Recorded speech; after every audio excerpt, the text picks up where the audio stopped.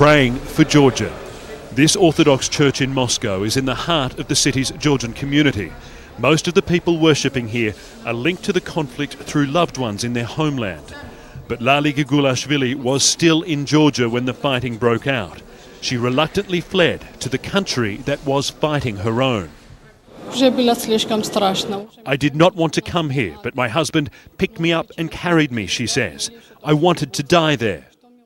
For Georgians in Russia, this is a time of emotional conflict as they watch images of Russian forces occupying parts of their homeland. There are around 600,000 Georgians living here. For almost 2 centuries, Georgia was part of the Russian Empire and the Soviet Union. Its language is different, but its art and culture have long been popular. So has its food. Toroniki Kopalashvili has been running this Georgian restaurant for more than 20 years. For the last week, business has been very slow. I feel humiliation, he says. I feel that it is now impossible for me to live here any longer. But among his few customers are Russians determined to show their support.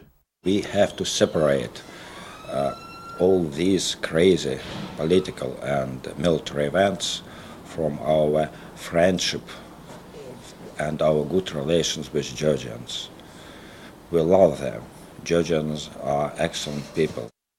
But there are extreme racist groups in Russia with a history of attacking people from the Caucasus, including Georgians. Russia's President Dmitry Medvedev has said the fighting in Georgia must not result in violence here, and he insists anyone who harms Georgians in Russia will be punished.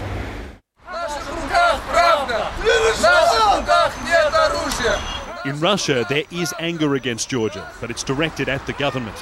Among these protesters is Angelina Paradze, a half Georgian, half Ossetian, living in Russia.